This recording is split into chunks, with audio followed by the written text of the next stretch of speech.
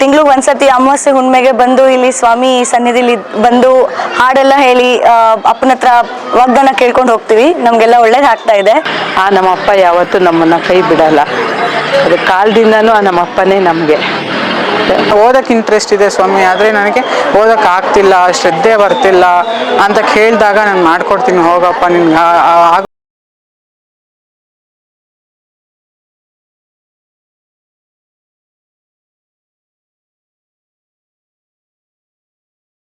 ಎಲ್ಲೂ ಇಲ್ಲದೆ ಇರುವಂತದ್ದು ಇಲ್ಲಿ ಬಸಪ್ಪ ಇದೆ ಮುಖ್ಯವಾಗಿ. V1 ಸುದ್ದಿ ವಾಹಿನಿಗೆ ನಿಮಗೆಲ್ಲರಿಗೂ ಸ್ವಾಗತ ಹೇಳುತ್ತಾ, ಈ ಕ್ಷೇತ್ರದಲ್ಲಿ ಸಾಕಷ್ಟು ಭಕ್ತಾದಿಗಳು ಹೆಚ್ಚು ಬರ್ತಾ ಇರ್ತಾರೆ. ಸ್ವಾಮಿಯ ಪವಾಡದ ಬಗ್ಗೆ ಸಾಕಷ್ಟು ಭಕ್ತಾದಿಗಳ ಬಾಯಲ್ಲಿ ಏನು ಹೇಳ್ತಾರೆ ಅನ್ನೋದು ಈ ದೃಶ್ಯದಲ್ಲಿ ನೀವು ನೋಡಬಹುದು. ಮೊನ್ನೆ ಇಂದಾನೆ ಬರ್ತಾ ಇರೋದು. ಪರವಾಗಿಲ್ಲಮ್ಮ, ನಾವು ಬೇರೆ ಕಡೆನೂ ಹೋಗ್ತಿದ್ವಿ ಸ್ವಾಮಿ ದೇವ್ರಿಗೆ. ಯೂಟ್ಯೂಬ್ ನೋಡಿದ್ಮೇಲೆ ಇಲ್ಲಿ ಬಂದಿದ್ದೀವಿ. ಒಳ್ಳೇದು ಅನಿಸ್ತದೆ, ಎಲ್ಲ ಒಳ್ಳೇದಾಗ್ತಾ ಇದೆ. ನಮ್ಮಪ್ಪ ಯಾವತ್ತೂ ನಮ್ಮನ್ನು ಕೈ ಬಿಡಲ್ಲ. ಅದು ಕಾಲದಿಂದನೂ ನಮ್ಮಪ್ಪನೇ ನಮಗೆ. ಬಸಪ್ಪನ ಪವಾಡನೂ ನಾವು ಹರಕೆ ತೀರಿಸ್ಬೇಕಾಗಿತ್ತು. ನಮ್ಮ ಮನೆ ದೇವರು ಬಸಪ್ಪನೇ. ಅದರಿಂದ ನಾವು ಒಂದು ಹರಕೆ ಮಾಡ್ಕೊಂಡಿದ್ದ, ಮದುವೆಲಿ ಮಾಡಿಸ್ತೀನಿ ಅಂತ, ಮಗನ ಮದುವೆಲಿ. ಅದಾಗಲಿಲ್ಲ, ಅದು ಇಲ್ಲಿ ತೋರಿಸ್ತಾ ಇದೆ. ಹರಕೆ ಮಾಡಬೇಕು ಅಂತ ಈ ಸಲ ಹರಕೆ ಕರ್ಕೊಂಡೋಗಿ ಮಾಡ್ತೀವಿ. ಅಲ್ಲಿ ಮನೆಗೆ ಕರ್ಕೊಂಡೋಗಿ. ಎಲ್ರಿಗೂ ನಮಸ್ಕಾರ. ಸೊ ನಾನು ಇಲ್ಲೇ ಗಿರಿನಗರದಲ್ಲೇ ಇರೋದು. ಸೊ ನಾನಿಲ್ಲಿ ತಿಂಗ್ಳಿಗೆ ಒಂದ್ಸತಿ ಅಮಾವಾಸ್ಯೆ ಹುಣ್ಣಿಮೆಗೆ ಬಂದು ಇಲ್ಲಿ ಸ್ವಾಮಿ ಸನ್ನಿಧಿಲಿ ಬಂದು ಹಾಡೆಲ್ಲ ಹೇಳಿ ಅಪ್ಪನ ಹತ್ರ ವಾಗ್ದಾನ ಕೇಳ್ಕೊಂಡು ಹೋಗ್ತೀವಿ. ನಮಗೆಲ್ಲ ಒಳ್ಳೇದಾಗ್ತಾ ಇದೆ. ಸೊ ಅದೇ ನಮಗೆ ಖುಷಿ ಇರೋದು. 2 ವರ್ಷದಿಂದ ಬರ್ತಾ ಇದ್ದೀವಿ ನಾವು ಇಲ್ಲಿಗೆ. ಬಸಪ್ಪನ ಇಲ್ಲಂದ್ರೆ ಅದು ನಾವೇನಾದ್ರು ಮನ್ಸಲ್ಲಿ ಅನ್ಕೊಂಡು ಕೇಳ್ಕೊಂಡ್ರೆ ಅದು ಆಗುತ್ತೆ ಆಗಲ್ಲ ಅಂತ ಅವ್ನು ಬರೀ ಬಲ್ಗಾಲ್ ಕೊಡ್ತಾರೆ. ಆಗುತ್ತೆ ಅಂದ್ರೆ ಆಗಲ್ಲ ಅಂತಂದ್ರೆ ಸುಮ್ಮನೆ ಆಗತ್ತಾರೆ. ಸೊ ಅದರಿಂದ ನಮ್ಗೆ ಒಳ್ಳೇದಾಗಿದೆ. ಬಂದು ಅಮಾವಾಸ್ಯೆ ಹುಣ್ಣಿಮೆಗೆ ವಾಗ್ದಾನ ಕೇಳ್ಕೊಂಡು ಹೋದ್ರೇನೆ ಅಪ್ಪ ಕೊಡೋ ನಿಂಬೆಣ್ಣೆಲ್ಲೇ ಎಲ್ಲ ಪರಿಹಾರ ಆಗುತ್ತೆ. ಹಾಗೆ ಇಲ್ಲಿ ಬಸಪ್ಪ ಕೂಡ ಇದೆ. ಬೆಂಗಳೂರಿನಲ್ಲಿ ಇರುವ ಏಕೈಕ ಬಸಪ್ಪ ಶ್ರೀ ಗುರು ಶನೇಶ್ವರ ಸ್ವಾಮಿ ಬಸಪ್ಪ. ಈ ಬಸಪ್ಪನವರ ಪಾದ ಕೇಳುವುದಕ್ಕೆ ಭಕ್ತಾದಿಗಳು ಮುಂದಾಗುತ್ತಿದ್ದಾರೆ. ಅವರ ಅಂದುಕೊಂಡಿದ್ದ ಕೆಲಸಗಳು ಆದ ಮೇಲೆ ಸ್ವಾಮಿ ಬಸಪ್ಪನವರ ಮನೆಗೆ ಪೂಜೆಗೆಂದು ಕರೆದುಕೊಂಡು ಹೋಗುತ್ತಾರೆ ಆಚೆಗೆ. ವೀಕ್ಷಕರೇ, ಪ್ರತಿ ಶನಿವಾರ ಈ ಸ್ವಾಮಿಗೆ ಇಲ್ಲಿ ಕಾಣುತ್ತಿರುವ ವಿಗ್ರಹದ ಮೇಲೆ ಎಳ್ಳೆಣ್ಣೆ ದೀಪದ ಜೊತೆಗೆ ತಪ್ಪದೆ ಪ್ರತಿ ವಾರ ಸ್ವಾಮಿಗೆ ಅರ್ಪಿಸಿದರೆ ನಿಮ್ಮ ಸಕಲ ದೋಷಗಳು ನಿವಾರಣೆಯಾಗುತ್ತವೆ. ಸ್ವಾಮಿಯ ದರ್ಶನ ಪಡೆಯಲು ತುದಿಗಾಲಲ್ಲಿ ನಿಂತಿರುವ ಭಕ್ತಾದಿಗರು ಕಳೆದು ಹೋದಂತೆ ದಿನಗಳು ಭಕ್ತಾದಿಗಳು ಹೆಚ್ಚುತ್ತಿದ್ದಾರೆ. ಈ ಸ್ವಾಮಿ ಹತ್ರ ಬಂದು ನೀವು ವರವನ್ನು ಕೇಳಿದರೆ ಸಾಕು, ಆದಷ್ಟು ಬೇಗ ನಿಮ್ಮ ಸಕಲ ಕಷ್ಟಗಳು ನೆರವೇರುತ್ತದೆ. ಹಾಗಿದ್ರೆ ಈ ಕ್ಷೇತ್ರ ಬರುವುದಾದರೂ ಎಲ್ಲಿ ಅಂತೀರಾ? ಶ್ರೀ ಗುರು ಶನೇಶ್ವರ ಸ್ವಾಮಿ ಬಸಪ್ಪನವರ ಪುಣ್ಯಕ್ಷೇತ್ರ ಅವಲಹಳ್ಳಿ, ಮೈಸೂರು ರಸ್ತೆ, ಬೆಂಗಳೂರು. ಮತ್ತೊಂದು ವಿಶೇಷ ಏನೆಂದರೆ ಭಕ್ತಿ, ವಿಶ್ವಾಸ, ನಂಬಿಕೆ ಇಟ್ಟು ಬಂದರೆ ಸಾಕು, ಸಕಲ ದೋಷ ಕೆಲಸ ಕಾರ್ಯಗಳು ಶತಸಿದ್ಧ. ಇನ್ನು ಹೆಚ್ಚು ಮಾಹಿತಿಯನ್ನ ನೀಡುತ್ತಾ ಇರ್ತೀವಿ. ತಪ್ಪದೆ ನಮ್ಮ ಚಾನಲ್ ಅನ್ನ ವೀಕ್ಷಿಸ್ತಾ ಇರಿ.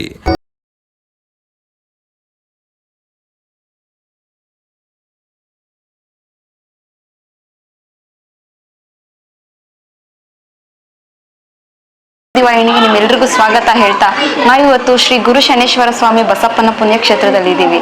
ಇಲ್ಲಿನ ಧರ್ಮದರ್ಶಿಗಳಾದ ಮುನಿಯಪ್ಪನವ್ರನ್ನ ಮಾತಾಡ್ಸೋಣ ಬನ್ನಿ. ನಮಸ್ತೆ ಗುರುಗಳೇ. ಇಲ್ಲಿನ ವಿಶೇಷತೆ ಏನು ಗುರುಗಳೇ? ವಿಶೇಷತೆ ಅಂದರೆ ಇಲ್ಲಿ ಸ್ವಾಮಿ ನೆಲೆಸಿ 23 ವರ್ಷಗಳಾಯಿತು. ಅವತ್ತಿಂದ ಇವತ್ತವರೆಗೂ ಏನೇ ಒಂದು ಕಾರ್ಯಕಲಾಪ ಇದನ್ನು ನಡೆಸ್ಕೊಂಡು ಬರ್ತಾ ಇದ್ದೀವಿ. ಇಲ್ಲಿ ಪ್ರತಿ ಶನಿವಾರ ಮತ್ತು ಅಮಾವಾಸ್ಯೆ ಪೌರ್ಣಮಿ ವಿಶೇಷ ಪೂಜೆಗಳಿದೆ. ಆಮೇಲೆ ಸರಿ ಅಂತ ಸ್ವಾಮಿ ಪ್ರೇರಣೆ ಆಗಿ ಇಲ್ಲಿಗೆ 23 ವರ್ಷ ಆಯಿತು. ಭಕ್ತಾದಿಗಳು ಬರ್ತಾ ಇದ್ದಾರೆ, ಹೆಚ್ಚಿನ ಸಂಖ್ಯೆಯಲ್ಲಿ ಬರ್ತಾರೆ. ಆಗಿನ ಕೆಲಸಗಳು ಆಗ್ತಾ ಇದೆ, ಮಕ್ಕಳಿಲ್ದವ್ರು ಮಕ್ಕಳಾಗುತ್ತೆ. ಮತ್ತು ಏನೇ ಒಂದು ಸಂಕಲ್ಪ ಮಾಡ್ಕೊಂಡೋದ್ರೆ ಇಷ್ಟು ದಿವಸ ಅಂತ ಅವರು ಸಂಕಲ್ಪ ಮಾಡ್ಕೋಬೇಕಷ್ಟೇ ಹೊರತು ಏನೇ ಇದ್ರೂ ಅವರು ಪುನರ್ವರ್ತನೆ ಆಗಿ ಮತ್ತೆ 9 ವಾರ ಅಂತ ಹೇಳಿದಾಗ 9 ವಾರದಲ್ಲಿ ಅವ್ರಿಗೆ ಏನು ಅನ್ನಿಸ್ತದೋ ಅದು ಕೆಲಸ ಕಾರ್ಯಗಳು ಆಗಿದೆ. ಸುಮಾರು ಜನ ಬಂದಿದ್ದಾರೆ, ಆಗಿದ್ದವರು ಬಂದಿದ್ದಾರೆ ಇವಾಗ ಎಲ್ಲ. ಅದರಿಂದ ಏನೇ ಇದ್ರೂ ನಡೆಯೋ ಕಾರ್ಯ ನಡೀತಾ ಇದೆ. ಇಲ್ಲಿವರೆಗೂ ನಡೆಸ್ಕೊಂಡು ಬರ್ತಾ ಇದ್ದಾನೆ ಸ್ವಾಮಿ. ಅಂದ್ರೆ ಯಾವ ರೀತಿ ಬಂದು ಇಲ್ಲಿ ನೆಲೆಗೊಂಡ್ರು ಸ್ವಾಮಿ ಬಂದಾಗ ಅಂದರೆ ನಮಗೆ ಬಡತನ ಇತ್ತು. ಇಲ್ಲಿ ವಾಸ ಇದ್ದಿದ್ದು ಮನೆಯಲ್ಲಿ ಅಷ್ಟು ನಮ್ಗೆ ಇದಿರಲ್ಲ. ನೈಟ್ ಹೊತ್ತು ಬಂದು ಕಾಡನ್ನು ಹಿಂಸೆ ಒಂದು ಒಬ್ಬ ಮನಸ್ಸ ಬಂದಂಗೆ ಬಂದು ನಮ್ಮ ದೇಹದ ಮಲಕೊಳ್ಳೋನು.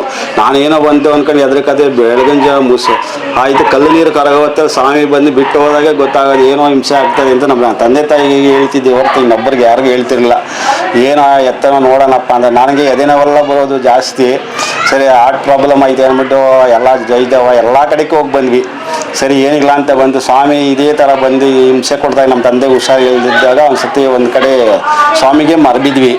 ಅಲ್ಲಿ ಮರಬಿದ್ದಾಗ ಈ ಥರ ಹಿಂಗೆ ಅಂತ ಹೇಳಾದ್ಮೇಲೆ 3 ವರ್ಷ ನಮ್ಮದು ಇಲ್ಲಿ ಕತೆ ಎಲ್ಲ ಮಾಡಿಸಿ ಎಲ್ಲ ಆದಮೇಲೆ 2ನೇ ವರ್ಷಕ್ಕೆ ಸ್ವಾಮಿ ಈ ಥರ ಕಾಡಕ್ಕೆ ಸ್ಟಾರ್ಟ್ ಆದ. ಸ್ವಾಮಿ ಬರ್ತಾನೆ ಅಂತ ಸ್ವಾಮಿ ಬಂದು ಆ ಆಗಣೆಯಿಂದ ಹೇಳಿದಾಗ 7 ಸರ್ಪ ರೂಪಾಗಿ ಬಂದು ಸುತ್ತಕೊಳ್ಳೋದು. ನಾ ಐಟಾಗಿ ಮಲಗಿದ್ದೆ. ಅವ್ನು ಬಿಟ್ಟು ಹೋಗೋ ಟೈಮಲ್ಲಿ ನನಗೆ ಎಚ್ಚರಿಕೆ ಆಯ್ತಿದ್ದೆ ಹೊರತು ಮತ್ತೆ ನನಗೆ ಏನು ಅಂದರೆ ಏನೂ ಗೊತ್ತಾಯ್ತಿರಲ್ಲ. ಅಂದರೆ ಅವನ ಜೊತೆ ಸ್ವಾಮಿ ಜೊತೆ ಹೋರಾಡಿರಿ, ನೆಲದ ಮೇಲಂತೂ ಹೋರಾಡಿಲ್ಲ, ಆಕಾಶದಲ್ಲಿ ಯಾವ ಥರ ಹೋರಾಡಬೇಕು ಅದೇ ಥರ ಹೋರಾಡ್ಸವನೆ. ಅದೇ ಏನೇನು ಮಾಡಬೇಕು ಇವತ್ತು ಏನು ಜಾತ್ರೆ ಪೂಜೆ ಪುರಸ್ಕಾರ ಏನು ನಡೆಸ್ತೀನಿ ಅದೇ ರೀತಿ ಕಾರಣ ನಾನು ಈ ತಿರಿ ನಡೆಸ್ತೀನಿ ಅಂತ ನನಗೆ ಗೊತ್ತಿಲ್ಲ ನನ್ನ ಲೈಫಲ್ಲಿ. ಇಷ್ಟೊಂದು ನಡೆಸ್ಕೊಂಡು ಬರ್ತಾನೆ. ಅನ್ನದಾನ ನಡೀತದೆ ಶ್ರಾವಣದಲ್ಲಿ ಪ್ರತಿ 3ನೇ ಶನಿವಾರ ವಿಜಯವಾಗಿ ಜಾತ್ರೆ ಎಲ್ಲ ಜೋರಾಗಿ ನಡೀತದೆ. ಮತ್ತು ಶಿವರಾತ್ರಿ ನಡೀತದೆ, ಪ್ರತಿ ವರ್ಷ ನಡೀತದೆ. ಶಿವರಾತ್ರಿ ಅಂದ್ರೆ ಯಾವ ತರ ಪ್ರೊಸೀಜರ್ ಇದೆ? ಶಿವರಾತ್ರಿ ಅಂದರೆ ಗಂಗೆ ಪೂಜೆ ಏನಿಲ್ಲ, ದೇವರು ಉತ್ಸವ ಮೆರವಣಿಗೆ ಮಾಡ್ತೀವಿ. ನೈಟ್ ಕಥೆ ಇರುತ್ತೆ, ಬೆಳಗ್ಗೆ ಮತ್ತು ಅನ್ನದಾನ ಎಲ್ಲ ನಡೀತದೆ. ಪ್ರತಿ ಶ್ರಾವಣದಲ್ಲಿ ಹೋಮ ಇರುತ್ತೆ ಶುಕ್ರವಾರ, ಮತ್ತು ಗಂಗೆ ಪೂಜೆ ಹರಿಕತೆ ಎಲ್ಲನೂ ಶನಿವಾರ ಇರುತ್ತೆ, ಮತ್ತು ಭಾನುವಾರ ಅನ್ನದಾನ ಎಲ್ಲ ಇರುತ್ತೆ. 4,000-5,000 ಜನ ಅನ್ನದಾನ ಪ್ರತಿ ವರ್ಷ ಕಾಲ ನಡೀತಾನೆ ಇರ್ತದೆ. ಅಮಾವಾಸ್ಯೆ ಪೌರ್ಣಮಿ ಸ್ವಾಮಿ ಪ್ರೇರಣೆಯಿಂದ ಏನು ನಡೀಬೇಕು ಅದು ಬಂದು ಆಜ್ಞಾನ ಕೇಳೋರು ಕೇಳ್ತಾ ಇರ್ತಾರೆ. ಪ್ರಸಾದ ಇನ್ವಾಗ ಮತ್ತೆ ಏನಾಯ್ತೋ ವಾರ ಒಪ್ಪದಲ್ಲಿ ಬಂದು ಇದೆಲ್ಲ ಮುಗಿಸ್ಕೊಂಡು ಸ್ವಾಮಿ ಸಂಕಲ್ಪ ಮಾಡ್ಕೊಂಡು ಭಕ್ತಿಯಿಂದ ಏನಾಯ್ತೋ ನಡೆಸ್ಕೊಂಡು ಹೋಗ್ತಾರೆ. ಸ್ವಾಮಿ ವಾಗ್ದಾನ ಕೇಳಬೇಕು ಅಂದ್ರೆ ಯಾವ ಸಮಯದಲ್ಲಿ ಬರಬೇಕು? ಸ್ವಾಮಿ ವಾಗ್ದಾನ ಕೇಳಬೇಕಂದ್ರೆ 1 ವಾರ ಇಲ್ಲ 2 ಗಂಟೆ ಬರಬೇಕು. ಬಂದು ಸ್ವಾಮಿ ಬಂದಾಗ ಏನು ಎತ್ತ ಕಷ್ಟ ಸುಖ ಮತ್ತು ಹೋಮಾಚಾರ ಮಾತ್ರ ಏನಿದ್ರು ತಿಳಿಸ್ಕೊಡ್ದು. ಹಿಂಗೆಲ್ಲ ಹಿಂಗೆ ಜಾಗದಲ್ಲಿ ಐತೆ ಮಗನ ಅದಕ್ಕೆ ಏನು ಪರಿಹಾರ ಬೇಕು ಪರಿಹಾರ ಮಾಡ್ಕೊಳ್ಳಿ ಅಂತ ಸ್ವಾಮಿ ಪ್ರೇರಣೆಯಿಂದ ಹೇಳಿದ್ರೆ ಅವ್ರು ಪರಿಹಾರ ಮಾಡ್ಕೊತಾರೆ. ಮಾಡ್ಕೊಂಡಿರೋರು ಬಂದಿದ್ದಾರೆ, ಅವ್ರು ಒಳ್ಳೇದಾಗಿರೋರು ಬಂದಿದ್ದಾರೆ. ಇವತ್ತು ಅವನೇ ವಿಚಾರಿಸ್ಕೋಬೋದು. ಇವಾಗ ನಮ್ಮ ಕೇಳೋದಕ್ಕಿಂತ ಅವ್ರ ಭಕ್ತಾದಿಗಳಿಂದ ಬಾಯಿಂದನೇ ಬರಬೇಕಲ್ವ ಸತ್ಯ ಏನು ನಡೀತಾ ಇದೆ ಅಂತ. ಅವರಲ್ಲೇ ಕೇಳಿದ್ರೆ ಒಂದು ನಿಮಗೂ ತೃಪ್ತಿ, ಭಗವಂತಗೂ ತೃಪ್ತಿ. ಶನಿವಾರ ಮಾತ್ರ ಬರಬೇಕು ವಾಗ್ದಾನ ಕೇಳಿ. ಶನಿವಾರ ಅಮಾವಾಸ್ಯೆ ಪೌರ್ಣಮಿ ಮತ್ತು ಮಂಗಳವಾರ ಸಂಜೆ 7 ಗಂಟೆ. ಪೂಜೆ ಅಂದ್ರೆ ಯಾವ ಸಮಯದಲ್ಲಿ ಪೂಜೆ? ವಾರದಲ್ಲಿ ಅಭಿಷೇಕ ಎಲ್ಲ ಮುಗಿಸಿರ್ತೀವಿ. ಮತ್ತೆ ಶನಿವಾರ ಮತ್ತೆ ಬೆಳಗಿನ ಜಾವ 6:30-7 ಗಂಟೆ ಅಭಿಷೇಕ ಆಗುತ್ತೆ. 8-8:30 ಅಲ್ಲಿ ಮಹಾಮಂಗಳಾರತಿ ಆಗುತ್ತೆ. ಮತ್ತೆ 12 ಗಂಟೆ ಒಂದು ಮಹಾಮಂಗಳಾರತಿ ಆಗುತ್ತೆ. ಇಲ್ಲಿ ಹೂ ಪ್ರಸಾದ ಆಗುತ್ತೆ. ಹೂವು ಪ್ರಸಾದ ಆಗೋದು ಕೇಳಬೇಕು ಅನ್ನೋದು ಹೂವು ಪ್ರಸಾದ ಮಂಗಳಾರತಿ ಮಾಡಿ ಹೂವು ಪ್ರಸಾದ ಇಟ್ಟು ಮಾಡ್ತೀವಿ. ಅವರ ನಿಧಾನ ಆಯ್ತು ನಿಧಾನ ಕೊಡ್ತಾರೆ, ಜಲ್ದಿ ಆದ್ರೆ ಜಲ್ದಿನೇ ಕೊಡ್ತಾರೆ. ಎಣ್ಣೆ ಸಂಕಲ್ಪ ಅಂದ್ರೆ ಅವ್ರ ತೈಲಾಭಿಷೇಕ ಅವರು ಏನಿದೆ ಕರ್ಮ ಏನೇ ದೋಷ ಏನೇ ಇದ್ರು ಗಣಸರು ಬಂದು ಅದ್ರ ಮೇಲೆ ಹಾಕ್ತಾರೆ. ಜೆಂಟ್ಸ್ ಮುಟ್ಟಂಗಿಲ್ಲ, ಲೇಡೀಸ್ ಎಲ್ಲ ಅವರೇ ಹಾಕಿ ಸಂಕಲ್ಪ ಮಾಡ್ಕೊಂಡು ಹೋಗ್ತಾರೆ. ಬರೀ ಜೆಂಟ್ಸ್ ಮಾತ್ರ ಬಂದು ಇಷ್ಟೆಲ್ಲ ಮಾಹಿತಿ ನೀಡಿದೆ ಗುರುಗಳೇ. ಇಲ್ಲಿ 3 ದೇವರು ನೆಲೆಸಿದ್ದಾರೆ. ಹೌದು. ಆ ಕಡೆ ಇನ್ನೊಂದು ಹೆಣ್ದೇವ್ರು ಯಾವುದು? ಕೆಂಪಮ್ಮ, ಪರಮಾತ್ಮ. ಈ ಕಡೆ ಛಾಯಾದೇವಿ, ಕೆಳಗಡೆ ಲಕ್ಷ್ಮೀ ದೇವಿ ಇದೆ. ಇಲ್ಲಿನ ವಿಶೇಷತೆ ಏನು? ಲಕ್ಷ್ಮೀ ದೇವಿನ ನೆಲೆಸಿದ್ದಾರೆ ಅಲ್ಲಿದ್ದಾರೆ. ಅಂದ್ರೆ ಇಲ್ಲಿನ ವಿಶೇಷತೆ ಯಾವ ತರ ಅಂದ್ರೆ ಪರಮಾತ್ಮ ದೇವಸ್ಥಾನ ಅಂತ ಬರ್ತಾರೆ, ಇಲ್ಲಿ ಹೆಣ್ದೇವ್ರು ಸಹ ಎಲ್ಲರೂ ಪರಮಾತ್ಮ ಅಂತಾನೆ ಬರೋದು. ಮೇನ್ ಅವನೇ ಇಲ್ಲಿ ಎಲ್ಲದಕ್ಕೂ ಮೂಲ ದೇವತೆ ಅಂತ ಕುಲದೇವತೆ ಕೆಂಪಮ್ಮ ದೇವಿ ನಮ್ಮ ನೆಲೆಸಿರೋದು. ಈ ಗ್ರಾಮದ ದೇವತೆ ಅವಳು ಕೆಂಪಮ್ಮ. ಅರ್ಧ ಒಕ್ಳ ಅರ್ಧ ಇದೆ ಇಲ್ಲಿ. ಆಮೇಲೆ ಆಯಮ್ಮ ಬಂದ ನಂತರ ಪರಮಾತ್ಮ ಫಸ್ಟು ಮನೆ ದೇವ್ರನ್ನ ನೋಡ್ತಾನೆ ಪರಮಾತ್ಮ. ಆ ಕುಲದೇವತೆ ಯಾವ ರೀತಿ ಇದ್ದಾಳೋ ಆ ರೀತಿ ನೋಡ್ಬಿಟ್ಟು ಫಸ್ಟು ಮನೆ ದೇವತನ ಒಳಗೆ ಬಿಟ್ಟು ಪರಮಾತ್ಮ ಆಮೇಲೆ ಆವೇಶ ಆಗಿದ್ದು ನಮಗೆ. ಬಂದಾದ್ಮೇಲೆ ಆಮೇಲೆ ತಾಯಿ ಅನುಗ್ರಹದಿಂದ ಛಾಯಾದೇವಿ ಅವಳು ಒಂದು ಹುತ್ತದ ರೂಪದಲ್ಲಿ ಬಂದು ನಮಗೆ ನೆಲೆಸಿ ಒಂದು ಸರ್ಪರೂಪದಲ್ಲಿ ಬಂದಿದ್ದವಳು. ಇವತ್ತು ಅದಕ್ಕೆ ಅವಳು ಸರ್ಪರೂಪದಲ್ಲಿ ಬಂದ್ಲ ಅಂತ ಒಂದು 5 ಸರ್ಪರೂಪ ಮಾಡಿ ಅವಳ ತಲೆ ಮೇಲೆ ಇಟ್ಟು ನಿಲ್ಲಿಸಿದ್ವಿ. ಆಮೇಲೆ ಸರ್ಪ ಸಂಚಾರ ಇವಾಗಿಲ್ಲ. ಮೊದಲು ದೇವಸ್ಥಾನ ಇದು ಕಟ್ಟ ಟೈಮಲ್ಲಿ ಎಲ್ಲ ಇತ್ತು. ಇವಾಗ ಎಲ್ಲ ಇದಾದಂಗಿಂದ ಇವಾಗಿಲ್ಲ.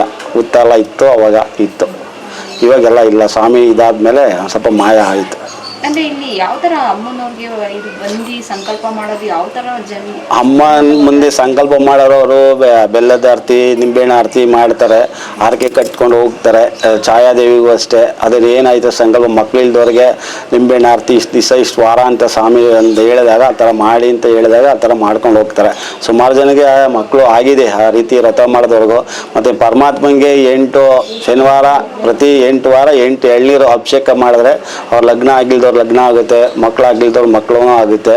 ಸುಮಾರು ಒಂದು 2-3 ಆಗಿದೆ ಇದೇ ಥರ ಎಲ್ಲ ಸಂಕಲ್ಪ ಮಾಡ್ಕೊಂಡು ಸ್ವಾಮಿ ಏನು ಹೇಳ್ತಾರೆ ಆ ಥರ ಬೆಳಗ್ಗೆ ಬರೀ ಎಳ್ನೀರು ಅಭಿಷೇಕ ಅವನಿಗೆ ಆ ಥರ 8 ವಾರ ಮಾಡ್ಕೊಂಡು ಬಂದರೆ ಅವ್ರಿಗೆ ಕೆಲಸ ಕಾರ್ಯ ಆಗುತ್ತೆ. ಬರೀ ಎಳ್ನೀರ್ ಅಭಿಷೇಕ ಮದುವೆ ಸಂಕಲ್ಪ ಮಾಡ್ಕೊಂಡವ್ರು ಎಳ್ನೀರು ಅಭಿಷೇಕ ಮತ್ತು ಮಕ್ಕಳಾಗಿಲ್ದವರು ಏನೇ ಇದ್ರೂ ಅದು ಆಗುತ್ತೆ.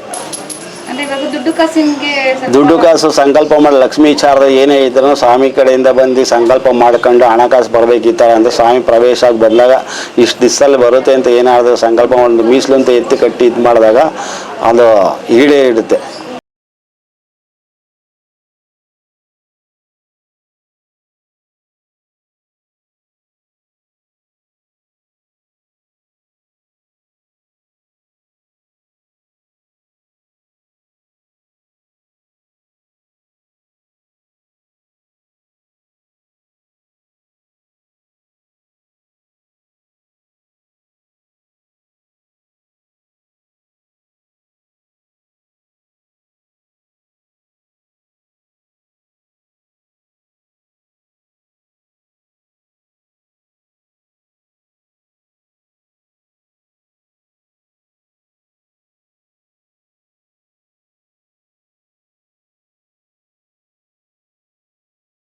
ಇಲ್ಲೇ ಹತ್ರ ಇದ್ದಿದ್ದು, ಇವಾಗ ಸ್ವಲ್ಪ ದೂರ ಹೋಗಿದ್ದೀವಿ.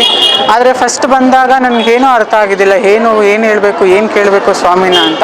ನಾನು ವಿದ್ಯಾಭ್ಯಾಸಕ್ಕೋಸ್ಕರ ಬಂದೆ, ಕೇಳಿದೆ. ನನಗೆ ವಿದ್ಯಾಭ್ಯಾಸ ಓದೋಕ್ಕೆ ಇಂಟ್ರೆಸ್ಟ್ ಇದೆ ಸ್ವಾಮಿ, ಆದರೆ ನನಗೆ ಓದೋಕ್ಕೆ ಆಗ್ತಿಲ್ಲ, ಶ್ರದ್ಧೆ ಬರ್ತಿಲ್ಲ ಅಂತ ಕೇಳಿದಾಗ ನಾನು ಮಾಡ್ಕೊಡ್ತೀನಿ ಹೋಗಪ್ಪ ನಿನ್ಗೆ ಆಗುತ್ತೆ ಅಂತ ಅಂದರು. ನಾನು SSLCಲಿ 50%, 55% ಬಂದೆ. ಆಮೇಲೆ ಹಂಗೆ ಬಂದು ಕೇಳಾದ್ಮೇಲೆ ನನಗೆ PUCಲಿ 70% ಬಂತು, ಡಿಗ್ರಿಲಿ 95% ಬಂತು. ಇವಾಗ ಅಟ್ ಪ್ರೆಸೆಂಟ್ CMA ಮಾಡ್ತಾ ಇದ್ದೀನಿ. ಇವಾಗ ಮತ್ತೆ ನನಗೆ ವಿದ್ಯಾಭ್ಯಾಸದಲ್ಲಿ ಮತ್ತೆ ಕಮ್ಮಿ ಆಗಿದೆ. ಎಷ್ಟು ಓದೋಕ್ಕೆ ಇಂಟ್ರೆಸ್ಟ್ ಇದೆ, ಓದಬೇಕು ಅಂತ ಆಸೆ ಇದೆ, ಆಸಕ್ತಿ ಇದೆ, ಅದಕ್ಕೆ ಆಗ್ತಿಲ್ಲ, ಮುಂದೆ ಹೋಗೋಕ್ಕೆ ಆಗ್ತಿಲ್ಲ. ಸೊ ಅದಕ್ಕೋಸ್ಕರ ಮತ್ತೆ ಸ್ವಾಮಿನ ಹತ್ರ ಕೇಳಕ್ಕೆ ಬಂದಿದ್ದೀನಿ, ಅಯ್ಯಪ್ಪ ಮಾಡಿಕೊಟ್ರೆ ಸಾಕು ಅಂತ. ವಿದ್ಯಾಭ್ಯಾಸ ನಾನು ಫಸ್ಟ್ ಸ್ಟ್ಯಾಂಡರ್ಡಿಂದನೂ ಸ್ವಲ್ಪ ಕಮ್ಮಿ ಪರ್ಸೆಂಟೇಜೇ ಬರ್ತಿತ್ತು. ಹಿಂಗೆ ಯಾರೋ ಹೇಳಿದ್ರು ಹಿಂಗೆ ಬಂದು ಹೋಗಿ ಅಂತ. ಇಲ್ಲೇ ಇದ್ದಿದ್ದು, ಆ ಅಕ್ಕಪಕ್ಕದಲ್ಲೇ ಇದ್ದಿದ್ದು, ಸರೌಂಡಿಂಗಲ್ಲೇ 10 ವರ್ಷದಿಂದ ಇಲ್ಲೇ ಇದ್ದೀವಿ, ಸ್ವಾಮಿನ ಕಲಿತಾ ಇದ್ದೀವಿ. ಆವಾಗ ಆ ವಿದ್ಯಾಭ್ಯಾಸನ ಅಪ್ಪ ಮಾಡಿಕೊಟ್ಟಿರೋದಕ್ಕೆ ನಾನು ಒಂದು ವರ್ಷ 2 ವರ್ಷ ಆದಮೇಲೆ ಒಂದೇ ಸತಿ ಬಂದಿಲ್ಲ, ಒಂದೊಂದೇ ಸ್ಟೆಪ್ ಹತ್ಕೊಂಡು 95% ಗಂಟ ಬಂದಿದ್ದೀನಿ. ಅಣ್ಣ CA ಮಾಡಿದ್ದಾನೆ, ನಾನು ಇವಾಗ CMA ಮಾಡಬೇಕು ಅಂತ ಇದ್ದೀನಿ. ಅದೇ ಇವಾಗ ಅಪ್ಪನ ಕೇಳಕ್ಕೆ ಬಂದಿದ್ದೀನಿ. ಆಗತ್ತೆ, ನಾನು ನಂಬಿದ್ದೀನಿ ಸ್ವಾಮಿನ, ನೀವು ನಂಬಿ. ಚಾನಲ್ಗೆ ಸಬ್ಸ್ಕ್ರೈಬ್ ಮಾಡಿ, ಲೈಕ್ ಮಾಡಿ. ನಾನು ಒಂದು ಶಾರ್ಟ್ ಫಿಲಮ್ಸ್ ಮಾಡಿದ್ದೀನಿ, ನಂದು ಚಾನಲ್ ಇದೆ. ಸೊ ಅದಕ್ಕೆ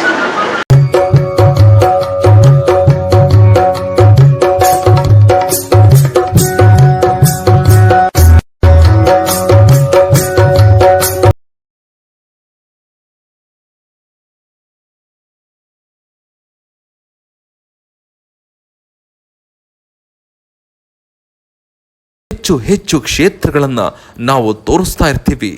ನೀವು ವೀಕ್ಷಿಸ್ತಾ ಇರಿ. ಧನ್ಯವಾದಗಳು.